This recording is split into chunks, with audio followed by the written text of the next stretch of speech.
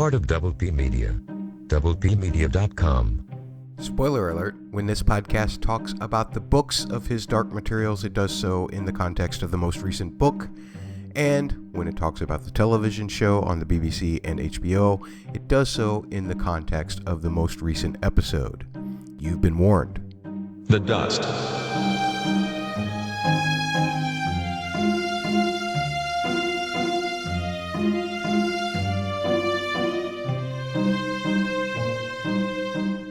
If you are just joining us for the first time, we welcome you in.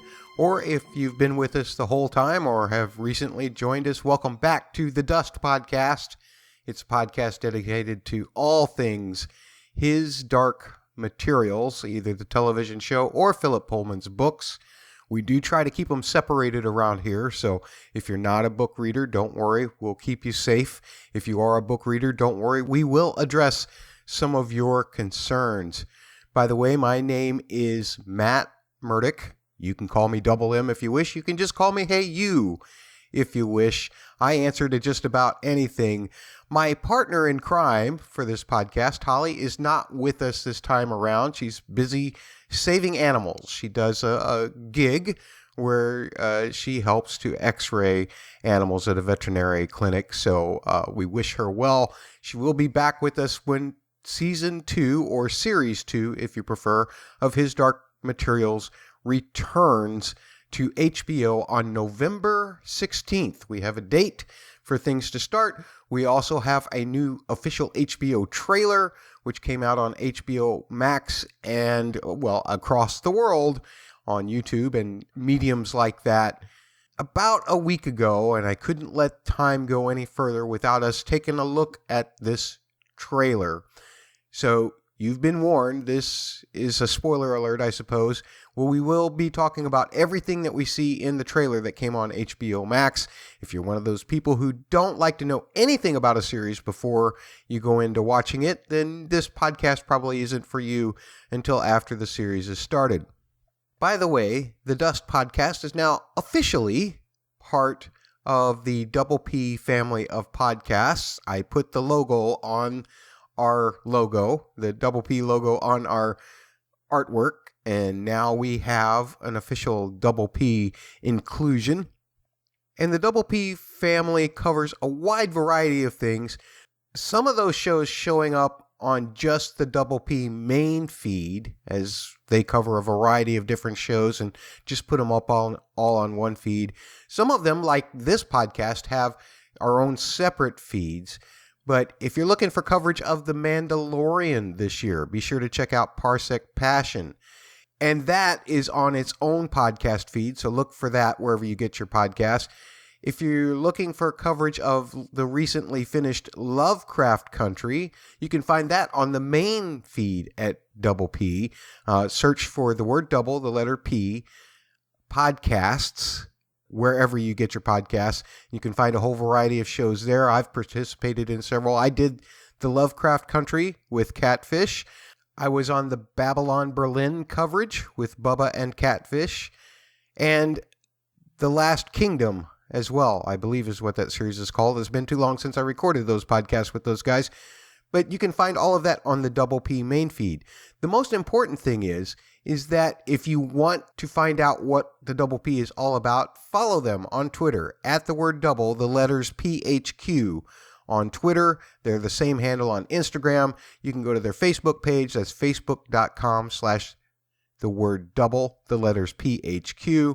Or you can search for Double P Media on YouTube as well. And I think our videos will show up on the Double P YouTube rather than on our own YouTube.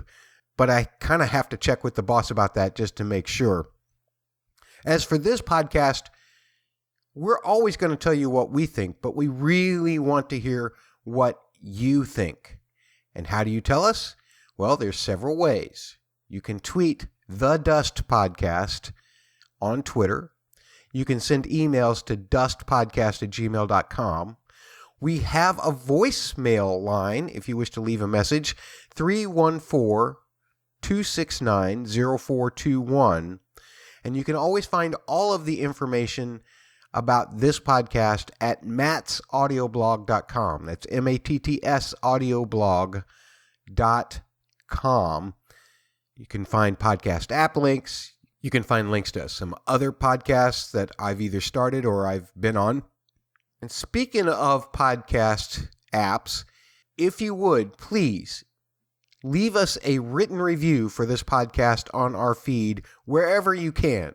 If it's Apple Podcasts, you can certainly leave a written review there. We'd really appreciate it if you do. That's what helps us stay more noticeable among all of the other great podcasts covering his dark materials as well. If you can't, we understand.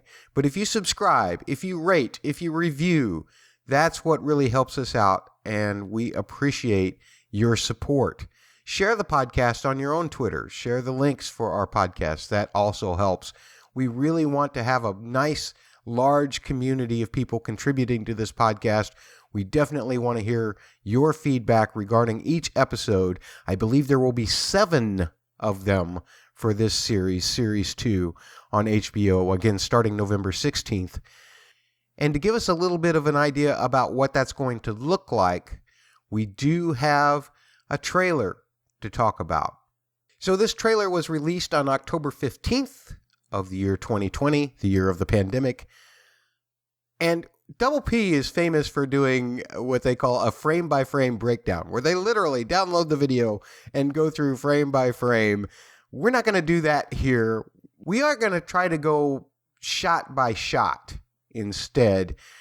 I think there were nearly 100 different kinds of shots in this trailer, somewhere around 98. And I'm going to try and go through each one of them, describe them to you, give you a little bit of an idea about what I think about them. So here we go. So the first words that we heard spoken in this trailer come from Mrs. Coulter, Marissa Coulter, saying, "The world's changing." And our first shot looks like it is of the mountain where Azrael opened up their world and created a new opening between worlds. There are several Magisterium Zeppelins in the air there. Seems like they've surrounded the area. It's something that seems very dark and threatening. We next go to a shot of Lyra, where we hear the words, "We've all sensed it," beginning, also from Marissa Coulter. Lyra doesn't look like she's in the same place as the first shot. This place looks a little more tropical, where the other place looks like it is the mountain in the north. We also have shots of Lee Scoresby holding a gun. He's kind of crouched down in this wooded building. Not exactly sure where that would be. We see that. Then we see a shot of Yorick Bernenson, and that is our first shot of the bear. So it's good to know that he is going to be in this series in some form or capacity. We then hear the words, "The prophecy is clear." And we see 2, what I am assuming are witches. They are in an area that looks, well, I don't know, it looks kind of desolate in a way. All of the trees are bare. It looks like there's frost or something on the trees. So again, this looks like kind of a cold place. Of course, they are witches from the north. I can't tell.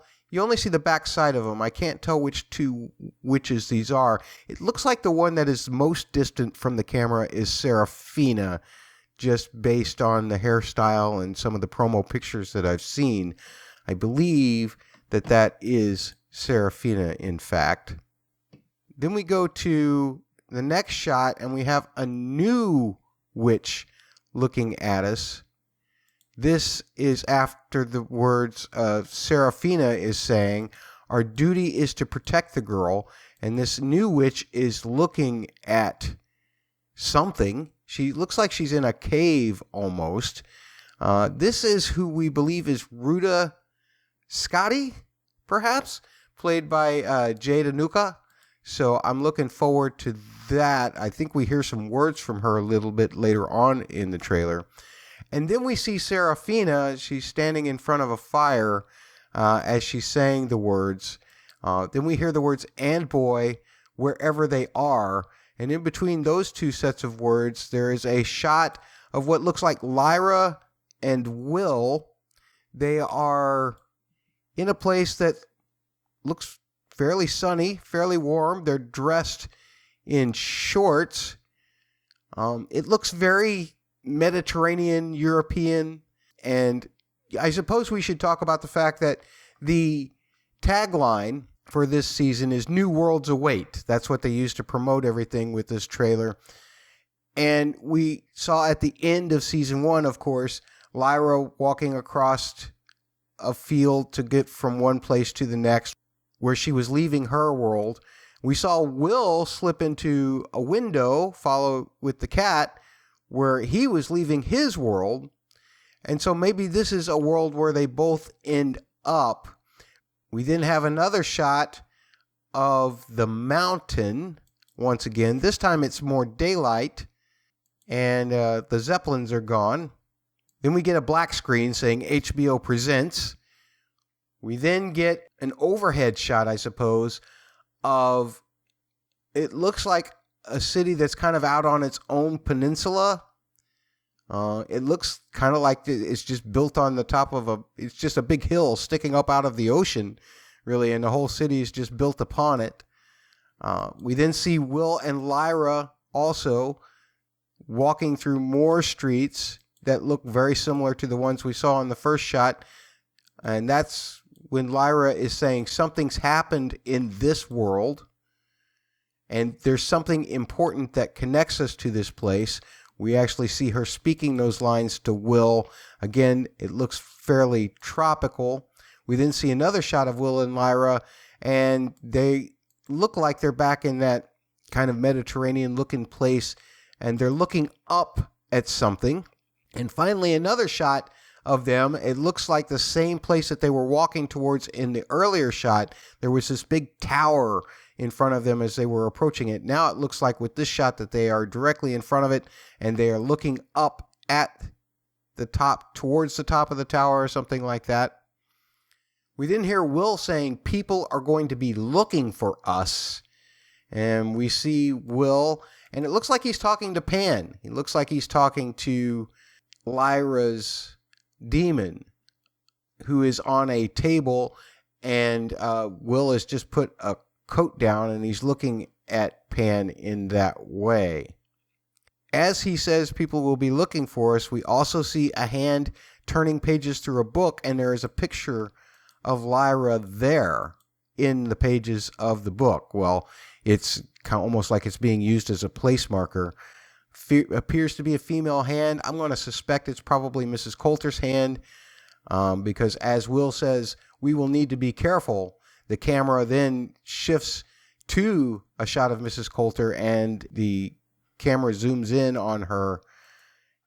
As Will says that, the music swells, there's a big boom, and then there's another black screen with the titles, The Return of the Epic Series. And then we see a shot of the home of the Magisterium in Lyra's world. It looks like it's surrounded by Zeppelins. 1, 2, 3, 4, 5, 6. At least 7 Zeppelins there. So they're having some kind of conclave of some kind or something like that. And Father Mcphail is saying witches. And then you see a shot of him slamming a gavel down. It almost looks like kind of like a courtroom setting here. He's definitely the person in charge as he slams this gavel down. Mcphail continues, have been conspiring against the Magisterium. And then we see images of witches. We see Serafina and another witch. I can't tell if that's Rudiscotti or not. I don't think it is. We then see a shot of Mrs. Coulter, I believe, standing in front of another woman who kind of has a witch look about her. And then the next shot is a great shot. It appears that there is a demon in a cage there, and Mrs. Coulter's demon monkey approaches it as it disappears, as if the person who was connected to that demon has died, and so that demon just has disappeared. Then Mcphail continues. He says, we must take control of this new world. We see a shot of Mrs. Coulter walking down a hallway past some guards. There's a gate. It looks like it might be some kind of jail of some kind or something like that Mrs. Coulter's walking down the hallway of. Another shot of Mcphail standing at his, whatever that is, the courtroom place or what have you. He's standing now instead of just swinging a gavel around. And Mcphail then says to Mrs. Coulter in an upcoming shot, "Find the child." We see a shot again of that tiny little peninsula with the city on top of it from a long distance away. And then a shot of Mcphail and Coulter talking directly to each other in terms of Mcphail saying, "Find the child." Now, that shot's interesting because it doesn't look like anything that we've seen else in the trailer so far. It's like it's got bulkheads, almost like it's ship-like. It looks like the doors open and close using turning seals. So it kind of looks like, it reminds me of a submarine or something to that effect. Now we hear Mrs. Coulter saying she's in another world entirely. We see a shot of Lyra looking very heroic in some building. She's got this wonderful rainbow kind of colory cloak on as she's looking towards something. And then we see a shot of Mrs. Coulter as she's saying she's in another world entirely. And then we see a shot of the golden monkey peering around the corner. Ooh, menacingly. It almost appears like you can see, I think that's Mrs. Coulter's feet directly behind her, and then another person's feet. So while she's speaking to someone there, it looks like the golden monkey is scoping something out around the corner. So let's just unpack some of that before we continue on. I want to specifically comment that the shots of these witches, perhaps the shot of Seraphina that you see with her in the foreground and a witch that's kind of out of focus in the background, is from the same shot as the two witches that we saw walking before. It appears to be the same kind of area. It's got the same kind of lighting. I still can't make out who that second witch is in this particular one so far, but those look like they're from the same scene. I was very pleased to see Yorick, as I mentioned. So far, the visual effects have been very good. I don't know, when you think about that faraway shot of Lyra and Will approaching that tower, I don't know how much of that was practical or how much of that was location and how much of that is just comped in with CGI, but it looks fantastic. The shot of the demon disappearing, obviously that means that someone from Lyra's world has died. We've seen that happen before in Series 1. And with the golden monkey approaching it as if the golden monkey is fascinated by that. Remember when Mrs. Coulter was approaching that other kid and he fell down the elevator, and the way that the monkey was holding on to that demon at the time and it just disappeared, and the golden monkey seemed slightly confused by it. The golden monkey seems to be very intrigued by its fellow demons dying, so that's pretty interesting. The whole shot of Mrs. Coulter here in the hallway, I would think is a jail of some kind. There's definitely a gate. There's definitely guards. So it's a heavily secured area. She's dressed to the nines in black, so I don't think that she's a prisoner, but maybe she's coming to interrogate somebody. Mrs. Coulter looks wonderful with this kind of red. I'm not a costume person. I need Costume Co. on Twitter to help me out here, but this red beret-like hat that she's wearing and everything just looks so wonderful there. I can't tell if the golden monkey, when he's looking around the corner here, I mean, he looks pretty menacing, but the golden monkey pretty much always looks pretty menacing, except when Mrs. Coulter, admonishes him in some way, causes him pain. I recall that Mrs. Coulter actually physically hit the golden monkey before. So that here it doesn't look like it's any kind of pain or anything like that. It doesn't even look like curiosity to me. It looks like there's a threat around the corner, or what the golden monkey perceives as a threat. And I'll have some book comments about some of this stuff later on as well, but we'll save those for the end of the podcast. Let's continue on with the trailer. We get another black screen and the words based on the global best sellers. And then we hear a voice saying, "You're a long way from home, Mr. Scoresby." And this is actually John Perry. We saw just a little snippet of him in Series 1 when Will was watching a video of his father. This is the character who is speaking this. And we see a shot of Lee on a boat. He's going up a river on a boat. You can see Hester on the front of the boat there. They seem to be in a lot of wilderness. There's a mountain kind of in the far distant horizon. There's a mixture of bush and it looks like fir trees. So I'm not exactly sure where this is, but he is wearing a coat, so it's probably fairly cold. We then see a close-up shot of Lee. He's turning around, presumably, as John Perry is saying these words. And then we see a shot of John Perry himself, Andrew Scott. It looks like he's looking down and saying these words to Lee. And then we hear Lee's voice saying, "I've heard about your powers." And there's a shot of this island that seemingly is sticking up out of the middle of the ocean. I'm not sure if there's no real indication of how close to a coast that this is, or if this is just the middle of a lake. You can't see any shores anywhere else around it. It just kind of goes straight up out of the water. Very interesting. It's got lots of fir trees and things that look like that. We then see a shot of John Perry. Once again, he's wearing a hood, and the foliage looks kind of fern-like. It looks a little tropical, but you can also see there's some larger trees there, and I can't tell if this is the same area. If I don't think I see any really like fir trees here, so it seems like it's kind of a different environment.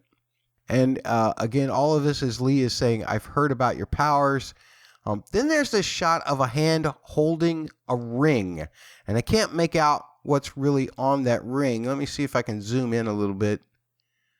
And I can't really, there's some kind of emblemage on the ring itself, but I'm not exactly certain you can make out anything significant about that. But he's holding the ring, and a lightning or light or some kind of flash happens. And Lee continues to say, "And I'm looking for a girl named Lyra." And then we see a shot of a hooded figure holding that ring again. And I don't know if that hood looks like it's the same hood of John Perry's or not. It may be John Perry holding this ring. What kind of significance it has, I'm not sure. Then we see a shot of Lee Scoresby, and it's as he really says these words, or he's finishing these words, "I'm looking for this girl named Lyra." It's an interior shot, again, kind of a wood structured building. He's taken his hat off. So there he is. There's Lin-Manuel Miranda in his glory, tilting his head. And then John Perry responds with, "You will need a knife." And I assume this is the answer to Lee saying he's looking for Lyra. Or for some reason, John Perry is saying, "You will need a knife." And there are several shots here. Looks like hot metal, forged metal is being brought to a table. Hammer strikes it. And then you get, as the hammer strikes it, all of these sparks appear. And you start to see the handle of something. It's a wooden handle. It has an emblem of an angel on it. And it is, I'm assuming it's the handle of a knife, because he's saying you're going to need a knife. So I'm assuming that this is the knife, one that can slice. And then we see Will holding a knife. Is it the same knife with the handle? We will have to see, but he's holding the knife. We go back to John Perry, and he's saying, as he's saying, one that can slice, and he makes this motion with the knife across in front of him. And as he makes that motion, then we cut to a scene with Will. Will's father is saying between worlds, and we see Will actually cutting through the air, and it looks like there's another world on the other side of this slice that he makes in the air. And then we see it almost from the other side of the perspective. We see Will, and it looks like the air has opened up around him, like we're peering back from the other world at him, or at least we're seeing the effect of him cutting through that world. Then Lee says, I think we better get going, and we cut back to a shot of him and Hester, and I believe John Perry walking towards the balloon. John Perry says, leave the wind to me, and we see a shot of him. Again, these look like more like the fir trees. It does not look like the same environment that we saw him with in the hood, but I'm not sure. But once John Perry says, leave the wind to me, we get this nice, long, drawn-out shot of seeing Lee and Hester in the front of the balloon as it looks like the balloon's moving at a pretty good clip. So what does John Perry have here? What kind of powers does he have where he can control the wind? He says, leave the wind to me. And then we see that Lee is actually moving pretty good. We also see then in the next shot, John Perry releases a feather and then a wide shot of the balloon. And it looks like it's Lee's balloon. And it looks like this bird kind of flies out from the cabin or what have you of the balloon and starts flying alongside the balloon. Now, without going into spoiler territory here, we know that that's not Hester out there flying around. Who do we know that has a bird as a demon? Well, we know Serafina does, but you don't see Serafina anywhere around the balloon or any shots of her near the balloon. So this is someone's demon. I just don't know who as far as this bird goes. And as the balloon shot happens, we hear the voice of Ruta Scotty, according to the subtitles. The child will bring the end to the Great War. And there's a whole series of shots here. There's a shot of Lyra, and she's got Pan with her in the form of a butterfly or of a moth. It's a beautiful shot. She's standing in front of a statue that looks a lot like the emblem that we saw on the handle.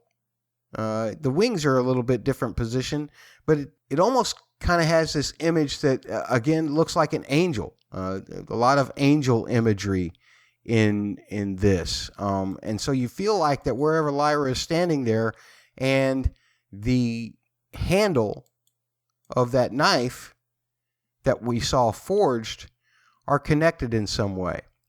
There's another shot, as Ruta Scotty's saying those words, another shot comes in, and again, it's the Magisterium Zeppelins, a whole lot of them, 1, 2, 3, 4, at least 5 in this shot. They've got the Magisterium symbol on the front of them. Really nice shot in terms of the visual effects. So far, the visual effects have looked great in this trailer. We hear Ruta continuing the words, "It's time to unite and destroy the Magisterium." And in that sequence, you see Serafina here. The next shot, while this is being spoken, appears to be Ruta Scotty and Serafina meeting in woods, which has very tall trees in it. It's wonderful looking. Again, it's probably not a set. It's probably mostly comped, but it looks wonderful. It looks very wilderness-like, and so I like that very much. Then we see a shot of Ruta. She's facing Serafina. I believe that's Serafina who she's speaking to as she's saying these words. Then the foliage down below, I don't know if that's the same shot as the long shot from the woods or not, but there's a lot more foliage down here, and it almost looks more tropical once again. And then we see, I believe it's Rudiscotti again, this time flying in the air. She's got her demon with her amidst a thunderstorm. And I don't know if that's a thunderstorm that's been created by the witches, or if that's she just happens to have to fly through a thunderstorm in order to get wherever she's going. But there is lightning all around. It looks very stormy. So we're going to go to Mcphail next. So let's stop there and again unpack some of this stuff to this point, because otherwise I'm just kind of doing a description for the visually impaired rather than a podcast covering, trying to figure out what all is going on here. But I keep looking at all of these witches and their clothing. The costuming has definitely changed for the witches this season. I guess the only witch that we really saw in the last series was mainly Seraphina. And she was dressed a little more like woodlandy, I guess you would say, or a little more northy. But here, all of the witches have these big splashes of silver or metal on their costuming. And I wonder if the difference is that now, since they're speaking of being at war with the Magisterium, if this is kind of more of an armored kind of look for the witches. Rudiscotti especially, she has a lot of, I guess it's leathery, but it does have a silver tone to it. So that seems to be a motive for the witches this season. They look to be more at war, for certain. The other thing that I wanted to say is we saw, Will using this knife. His father John was describing a knife that would cut between worlds, and it appears that Will is now in possession of this. There's a man with Will when he's making that cut. I do not know who that man is, unless we're talking from a book perspective. I don't want to expand upon that anymore. I will talk about it from a book perspective at the end of the show, so that non-book readers can bail out before I do so. But before, this series seemed to be pretty much about Lyra's experiences. Now, just as every book series tends to do, the world has expanded to include a whole bunch of characters fighting towards whatever their goals are in this particular series. But all of this seems to be pointing towards the fact that we spent all of season 1 essentially getting Lyra and Will to this point, and now it looks like in this season they're going to be working together towards some specific goal. Let's go on with the trailer here, and we get to a shot of Father Mcphail again. He is dressed to the nines himself. He looks very official. It's almost kind of like an admiral's kind of uniform in a way. It does have the tendencies of church with the high white collar and what have you, but it's got bars on the side of it indicating some kind of rank maybe, or something like that. The magisterium symbol is in the background. And as Mcphail says, "Stop this threat," then we see that shot of him, and then we go to a shot of is an interior of some kind. We're going to say probably it's a Zeppelin based on a shot coming up here, but it looks like a shot of some men, and they're moving explosives around. They almost look like barrels, but it does say high explosive on it, and there's serial numbers and all kinds of things here. It's got naphtha area incendiary 130 pounds. I can't tell if it's metallic or wooden. The ones on the side almost appear more wooden, and in a later shot they appear more wooden as well. But here, this one almost looks like it's metal, which is kind of interesting to me. We then see, as Mcphail says, sacrifice. Lyra, again, it looks like a tropical place. She's got Pan with her. She looks very upset. Maybe she's hiding up against a rock cliff, but you can see, again, looks like some tropical or fern-like kind of plants off to the upper right. And then we see the explosives, or those barrels, those high explosive barrels, dropping towards an island. Again, I don't know what world this is in. You can't tell, either a peninsula or an island. The barrels are dropping towards this area. You can see the clouds. And to me, they look more wooden in this shot, but maybe I'm wrong.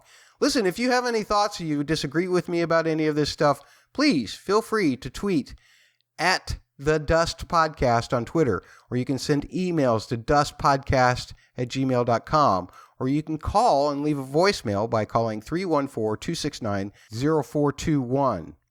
Because I really do want to hear what you thought of this trailer, not just about any analysis of it, but did it make you excited for Series 2?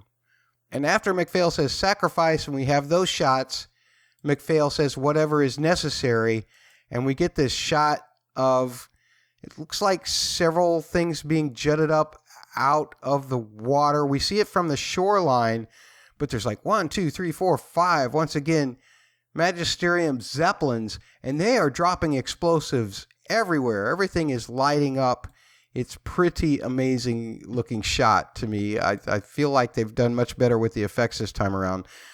Most of my problems with the effects in the last series, I hate to say it, but they were mostly with the demons. I mean, I know that they're this kind of thing that don't exist in our world, so they don't have to look perfectly like a monkey or like any of Pan's incarnations, but it still just feels a little bit too not in place with the rest of the world. Hopefully those will improve this season. And based on some of the shots in the trailers, it looks like they have improved a little bit. But as those explosions go off after Mcphail says whatever is necessary on all of those rock faces sticking up out of the water, then we have a slow-mo epic shot of the witches, and it looks like they're reacting to these explosions. Once again, you have Serafina in the foreground. I think that's Rudiscati there to the right. I still do not know who that third witch is to the left. So that is a big dramatic moment in the trailer. And then the music pumps back up, and we again see a far shot, this time from the water level perspective, of that peninsula that's kind of, or island or whatever it is that's sticking up out of the water that has the city on it. And there's this tower at the top of it. You can really see the tower just right at the very top. You wonder if that is the same tower that we saw Will and Lyra approaching earlier in the trailer. Now, one thing that is interesting about the city is I actually think we've seen it before. We saw it in the Aurora back in episode 4 of the first series. That episode's entitled Armor. And on HBO Max, it starts at about 30 minutes and 40 seconds in the episode. And if you look at that sequence, I think you see this kind of hilled area with this big tower on top, not unlike what we're seeing in these trailers. It also makes sense because Azrael was looking through all of the Aurora stuff first, and then he developed this plan to open the door between worlds. So if that's the world that Lyra sees in the Aurora, it makes sense that that is where the passageway would go. So it's already been revealed to us where Lyra would go way back in episode 4 of the first season. We just didn't know it yet. And now we're seeing it realized. Now, when you look at that image in the Aurora, it's a little fuzzy. It's kind of hard to see. And you can tell that they hadn't really developed it to the point where they were ready for it for season 2. But now fully developed, it looks pretty darn good to me. We then get our first shot of Lord Boreal in this particular trailer, and we hear his voice saying, "I found her." He's opening a window. Boy, the costuming on this just looks so good. And I can't wait to see it all as it flows and as it moves a little more, because here he's just opening a window. But Boreal is saying he found her, and the shot shifts to Will and Lyra. Again, it looks like they're back in that Mediterranean place, perhaps the same place that we see these far shots off of the city sticking up out of the water. And then we see a shot of Boreal where I think that this dialogue comes from. He's talking to somebody. The shape appears somewhat feminine. She's in the foreground. She's kind of blurred out. I'm going to guess it's Mrs. Coulter. And he's saying she's in another world. And he continues, plagued by specters. And we see Lyra and Will again in that place where it seems like they've always been looking up to the sky. Plagued by specters. Specters. What are specters? Well, I think we get a shot of them in the next shot where this blob-like thing is floating off of this very high tower, and it's floating through the sky. And man, they look creepy. It's almost kind of like a non-skeletal looking kind of sea creature in a way, except it's floating through the sky. And then we get the shot of this guy who I do not recognize at all. We've not seen him in the series before, but he doesn't look very happy. He appears to be in the same kind of alleyways that we've seen Will and Lyra walking around in. Lyra then says, "We're not safe," and we see a shot of her and Will as she's turning around. And if this next shot is any indication of what safe is, then yeah, they're definitely not safe, because it looks like something that looks kind of like the smoke monster from Lost is attacking this person somewhere. And maybe it's one of those specters is attacking this person, brings him to the ground, killing him, probably. So that looks pretty ominous there. Is that what Lyra and Will are fearing? So is that tower that we saw the specter floating away from in the earlier shot, is that the same tower that Lyra and Will were looking at earlier as well? Probably. It then cuts to a shot of Mrs. Coulter and Lord Boreal, and it looks like they're at the window, one of those windows that Lord Boreal uses to travel through from world to world. We see Mrs. Coulter step in it from this side and then step out of it from the other side. Again, her clothing, this time dressed in blue, not a color you normally see Mrs. Coulter in, but she looks great in it, just menacing. But she's coming through. Obviously, she seems very curious by this. This is perhaps her first learning of the fact that these worlds exist, even though we hear at the very beginning of this trailer, she says the world's changing. We then hear Lyra say, "I think I'm changing." And we get this shot, I think, again, of the top of this tower. And if you look at the spire of this tower, it kind of has a twist to it as it goes up. It's a beautiful, iconic design, but it looks very connected to this knife, and here's why. If you go back to the first shot of Will holding a knife when John Perry is talking about it, it almost has that same kind of twist in it.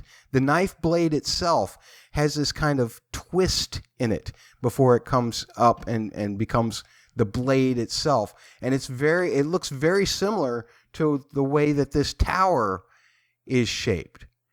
So maybe the source of the knife is that particular tower as we look at all of this.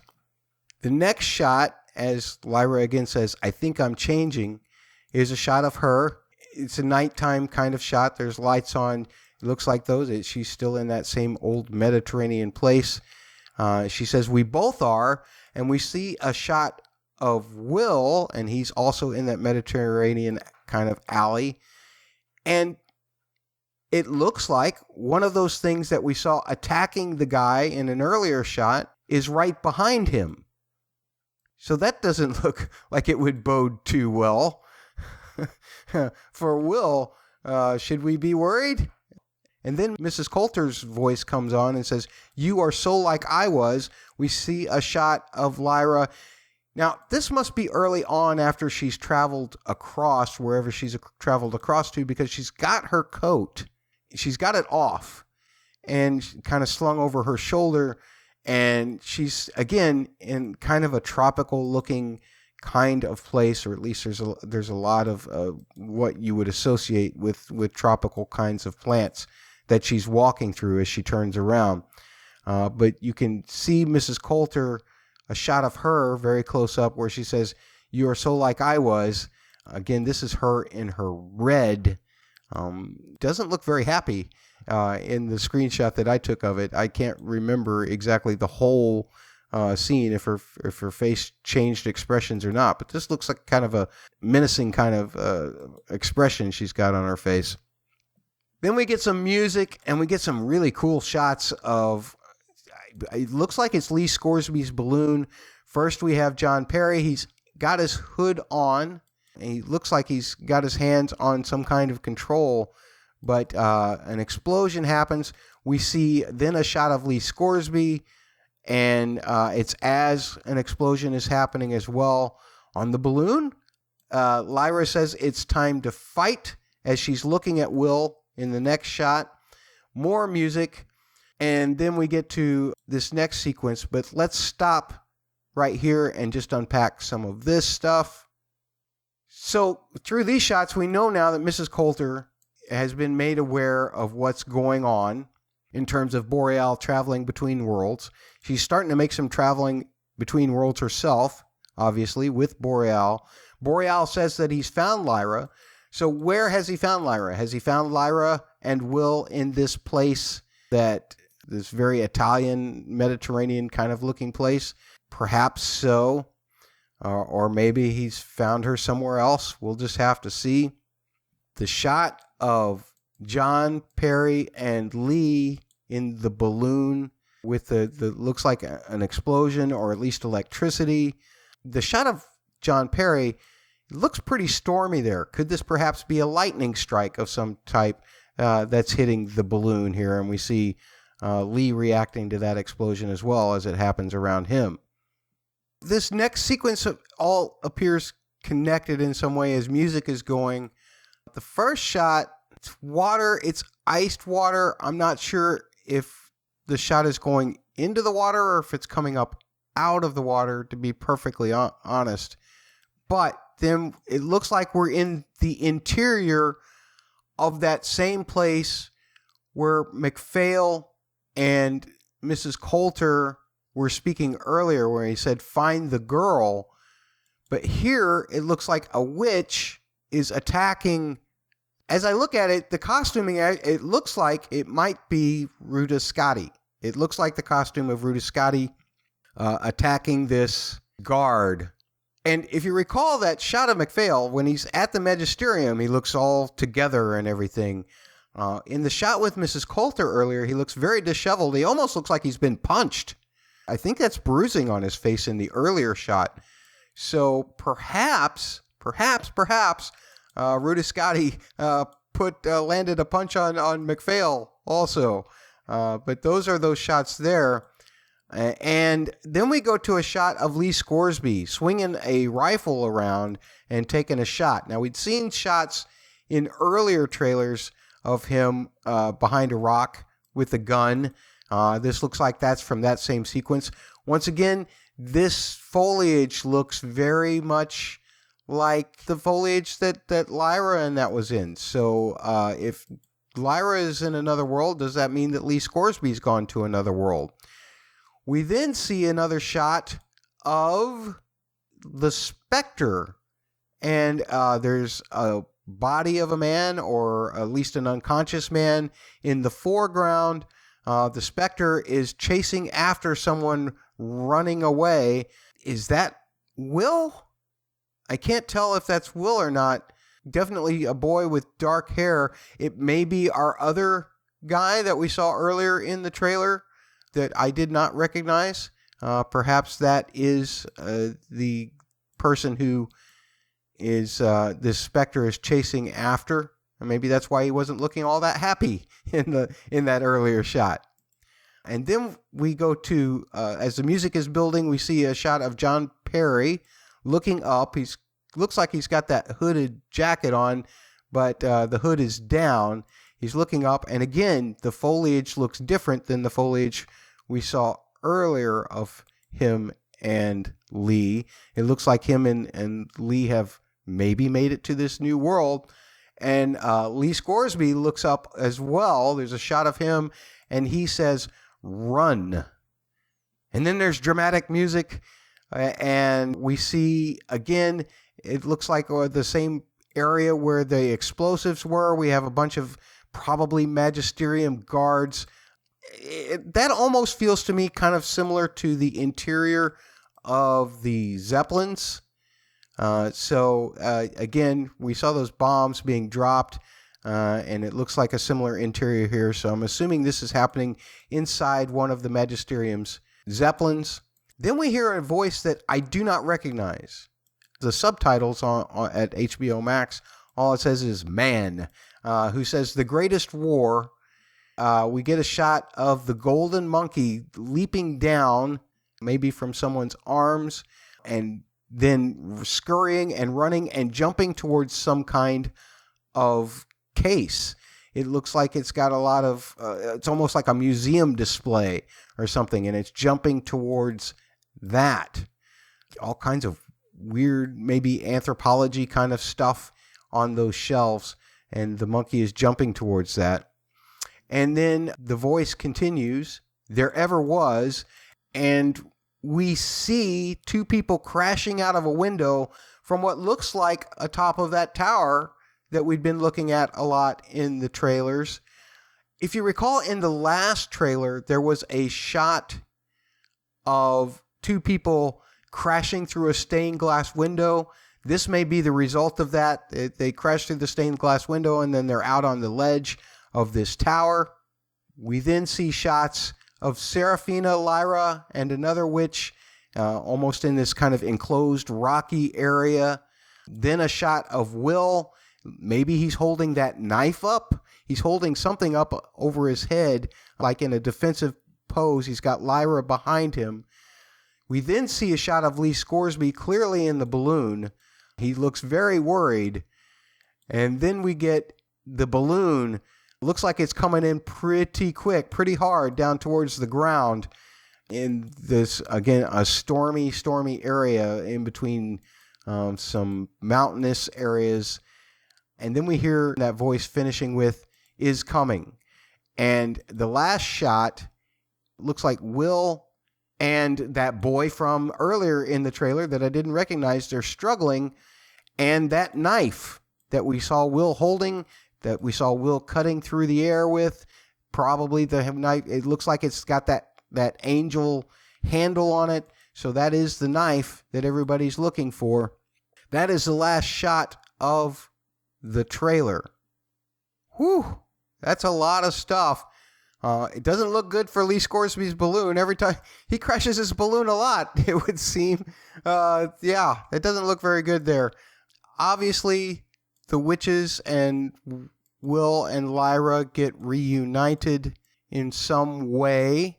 We can suspect that it's probably on the other world, wherever they are. These shots with the golden monkey, maybe that's in Lyra's world. Maybe that's in Will's world. Who knows? Based on, and this, you get serious foliage analysis here on the podcast. It looks like everybody's going to kind of end up together. I'm not exactly sure if everybody will see each other face to face or not. But it almost appears to me that everybody ends up in the same world. And it's not a world that is ours. It is not a world that is Lyra's or Will's. It is some other strange world. So we'll have to see, because I don't know of any world that we've seen so far where these specters exist. So we'll have to see how all that plays out. I love the connection between the tower spire and the shape of the knife.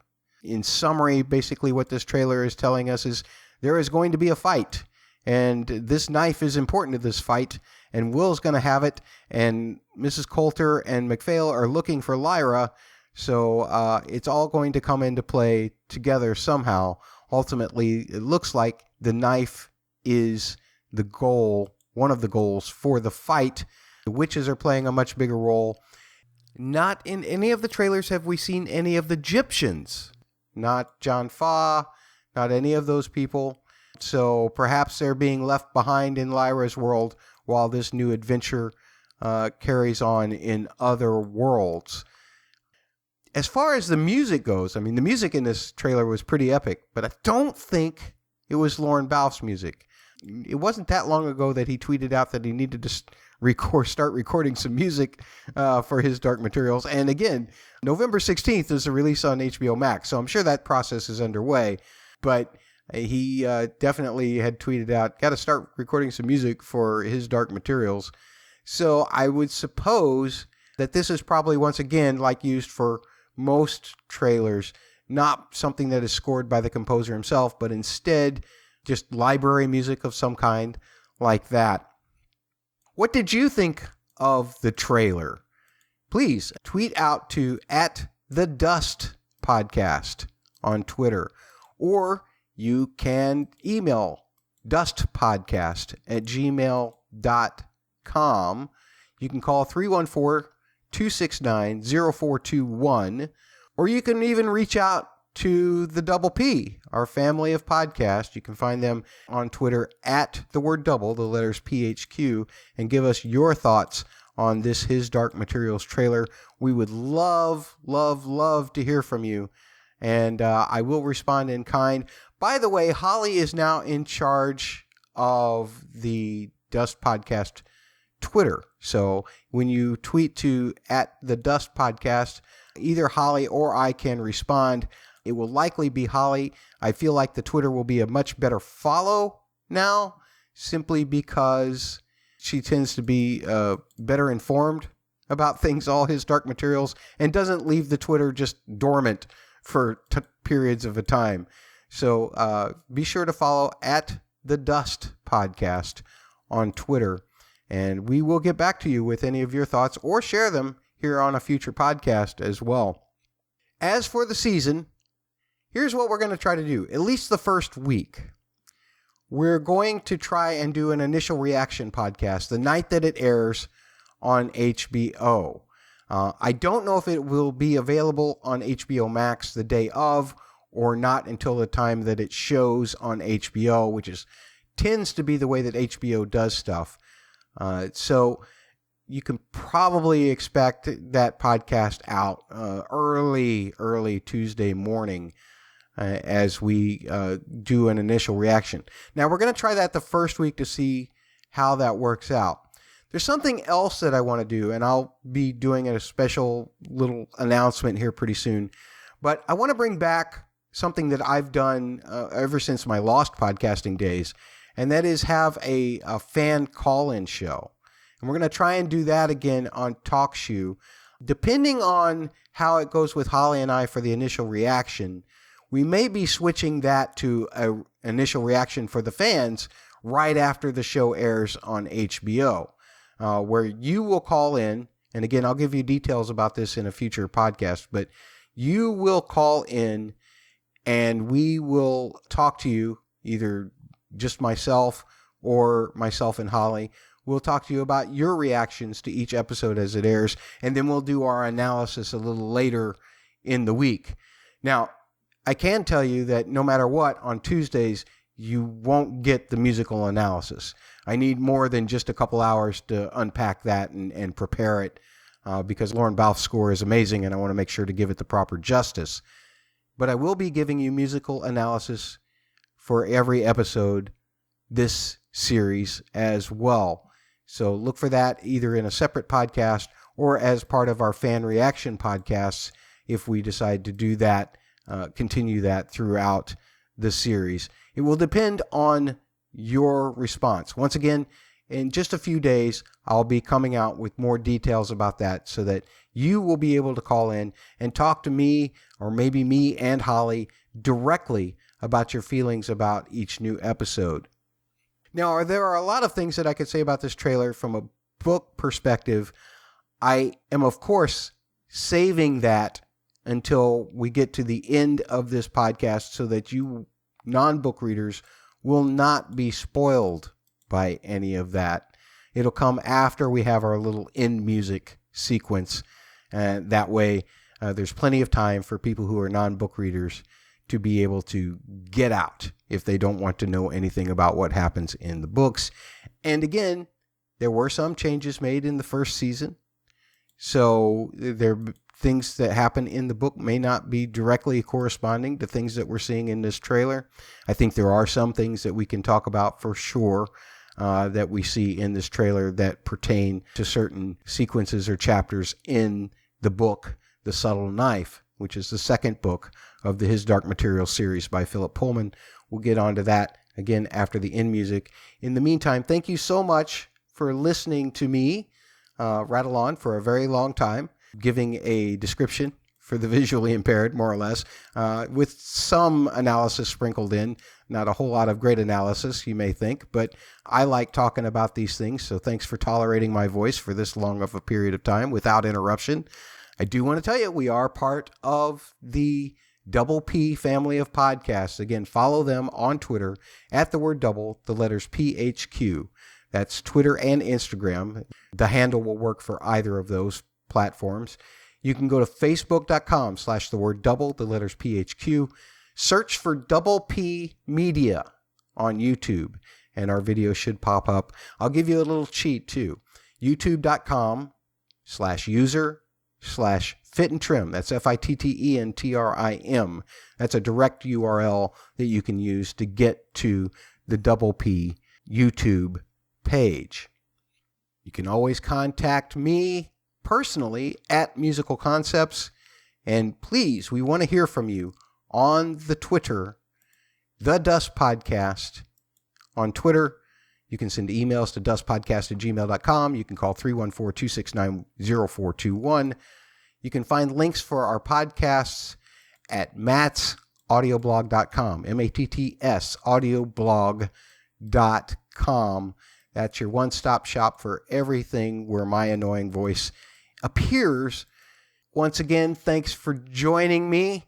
There's a book section coming up after the end music. Can't wait for this new series, which starts November 16th on HBO and HBO Max. We'll talk to you between now and then regarding the Fan Reaction podcast. Please remember to subscribe, rate, and review wherever you're getting this podcast. It helps us so much. We really, really appreciate you for doing so.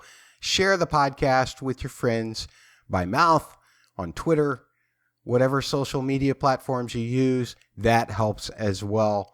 Non-book readers and people who don't want to be spoiled about this series coming up, we'll see you next time.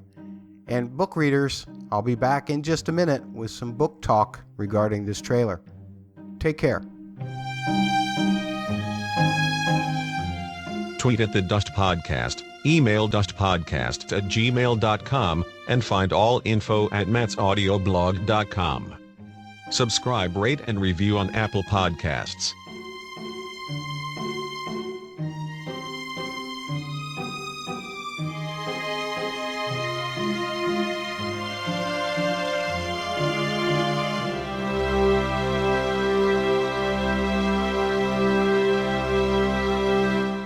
Part of Double P Media. DoublePmedia.com. Hey, you're still here. So that means you're a book reader, right? Either that or you don't mind being spoiled about some answers that we might have here in the book section regarding Season 2 and these trailers. If you're here by accident and you don't want to be spoiled about things, please stop the podcast now.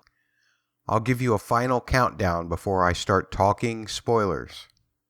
3, 2, 1. Okay, so there's a few things to unpack here, and I naturally am more of the casual book reader than Holly, who is much more the serious book reader. So hopefully I will keep book readers' attention with some of these things that I bring up. Most of it, if you're an avid book reader, you'll already know. But if you're a casual book reader like me, maybe there's some things that slip past you. And I'm sure that there's many things in this trailer that slipped past me just as a casual book reader as well. But we'll just start right at the top here. This city or this world where Lyra and Will end up at, once again, I think we talked about this when we talked about the first trailer at Comic-Con. This is Cittàgazze. And I don't know that there needs to be anything more said about that, but this place is obviously what we saw in the Aurora back in episode 4 of the series 1, as I mentioned before. That's something a TV person could put together. It's the residents of this place that I think we need to talk about, because I'll start with Tulio, because I did not recognize him in the middle of the trailer when he appears there.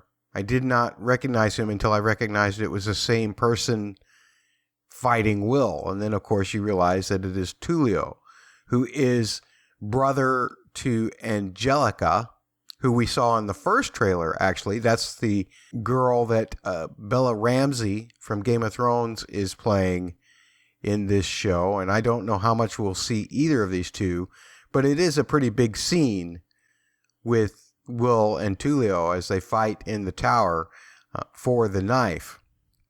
And if you recall, that is what ends up causing Will to lose his fingers. And there was a couple of shots about that in the first trailer as well. One with him holding the dagger and you could see the bandages on his hand. Another one where you could see the witches doing their spells or whatever over him because he was obviously losing blood. It's the thing that seems to be the biggest threat to Will's life, except the whole thing about the specters is very interesting to me as far as how they're going to do that in this particular series, in this television show. We see the specter being behind Will there in this trailer, and you have to wonder, there's that line in there where Lyra says, "I'm changing, I think we both are." I don't know who she's saying that to. Is she saying that to Will? Are they reaching puberty? And if that is the case, you know, we kind of link puberty to a lot of things with these characters. And in this book specifically, it seems like you cannot see the specters, nor can they hurt you until you reach puberty or are past puberty. So I don't know if they're going to try and play that in as a change for the books to be a slight bigger threat to Will and Lyra than it was in the second book. But we're going to have to see how that goes. And then, of course, there was the older gentleman who was helping Will while he was making that cut that we saw in the trailer. That is, we assume, Giacomo in the books.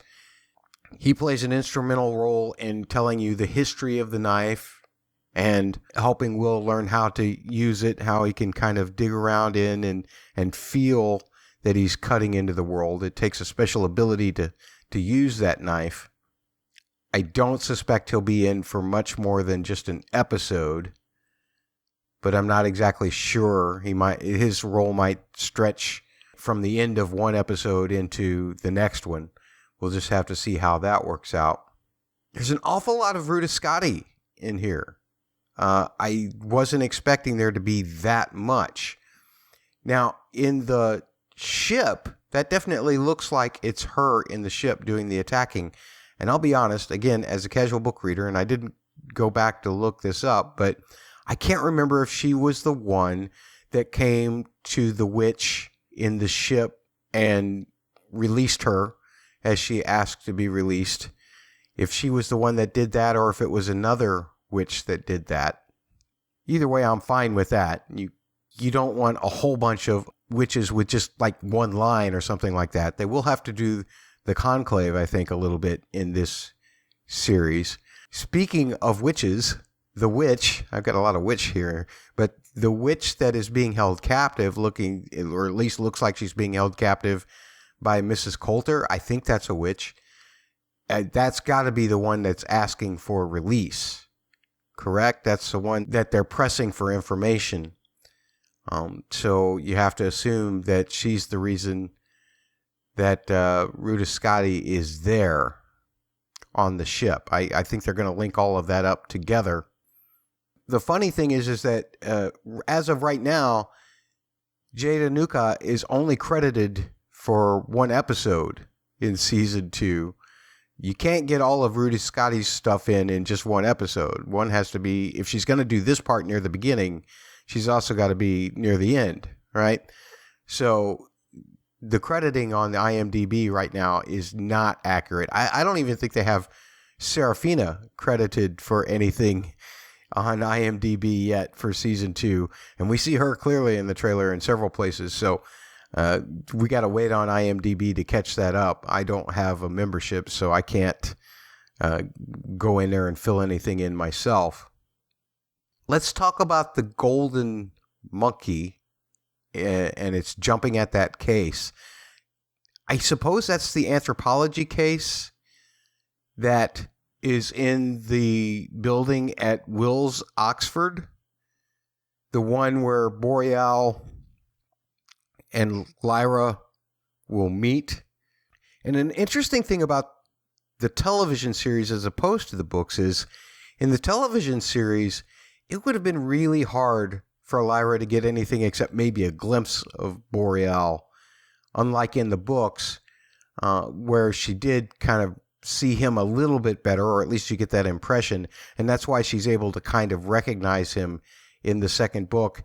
I don't know if they can get away with her recognizing him in the television series because they really weren't in the same proximity like they were in the book. They were both at Mrs. Coulter's apartment at the same time, but I don't ever remember them even being in the same room. So Lyra would have had to look across the room and seen him.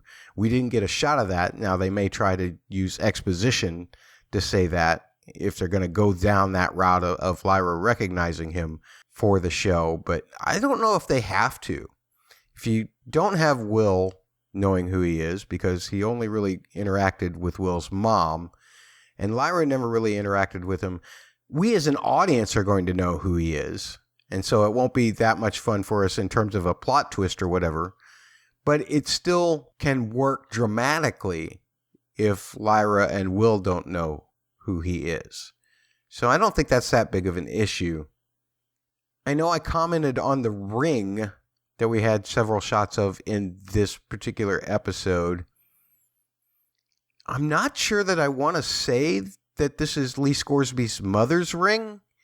It looks kind of big, but if that is Perry holding it, it would make sense that that's the ring that he's holding, that he uses to summon Lee Scoresby to him so that he can find the knife bearer. And maybe that flash that we see is, I don't know, him doing some kind of spell using it, and we're just seeing the result of that. It's entirely possible. It just didn't look like a mother's ring to me for some reason. So let me know what you think about that. Send emails to dustpodcast@gmail.com, or you can tweet to @thedustpodcast on Twitter.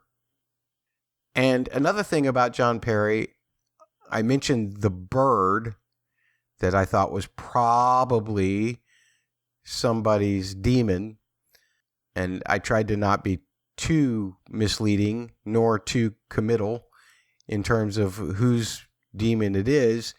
But as we know, John Perry, even though he's from Will's world, from our world, so to speak, he is Stanislaus Grumman. And Stanislaus Grumman, of course, had an osprey as a demon. So I'm going to assume, especially since we have a casting for that demon in this series, I'm going to assume that that bird that we saw flying from the balloon in the shot is John Perry's osprey, whose name I cannot remember right now. And again, pardon me for not taking the time to look all this up. I'm just trying to get this podcast out. One other thing I guess we could talk about is the design of the knife itself. I love how it and the spire look kind of similar. I think that that's a great look for that, and it really kind of gives the knife an origin story, which we all know. But the angel symbol on it, or the winged person, or winged whatever, it makes me wonder if we might get to the point, like at the end of this season, where Will encounters the angels, because that would be a nice way to leave things hanging for season 3 for him, while Mrs. Coulter is carting Lyra away to the cave. I think that all might play well as an ending. And remember, normally it would be 8 episodes. This time it's only 7. But the one that we're going to be missing is the Azrael-centric one. And it seems a shame because I'm sure that they could have told that through the perspective of the one witch going to find him and then returning. And we would get his story in that way. But, COVID. So what are you going to do? And speaking of what are you going to do, here's something that I just thought of. Boreal's a really interesting character television-wise. And we know that this is the book that they're going to be covering where he meets his demise. Should the television show do that? It might be more interesting if somehow he survives that. Or do you need some kind of closure for season 2 to feel like our heroes kind of got a victory? Remember that second book, that second movie in the trilogy or whatever? It always kind of has that dark turn. So wouldn't it be kind of a cool dark turn to have Lord Boreal actually survive that? Or do you need Boreal's death to counter, of course, John Perry's death? Since we lose such an interesting character on the side of John Perry, I guess we probably need to lose an interesting character on the side of Boreal. And I'm not questioning Philip Pullman's books here. I'm just saying that if you're going to change some things, why not really change some things and make it interesting for the book readers so that they're not all in the know? Even though I know that most people would do the double B, the book bitchin', if they were to do something as drastic a change as that. I would find it interesting. But that's just me. And that's about all of the supplementary book material that I have for you at this time. If you have any thoughts, tell me what I've missed. Feel free to tweet at me directly at Musical Concepts. You can tweet at the podcast at the Dust Podcast on Twitter.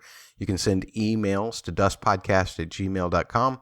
You can call 314-269-0421. Appreciate you sticking around with me. And again, sorry with my limited book reading. I've only read book 2 twice now. And the last time I did was right after the Comic-Con trailer, really. So I haven't even picked up that book in a while.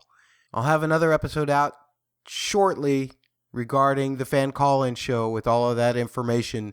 Hope that you will participate in that. In the meantime, take care.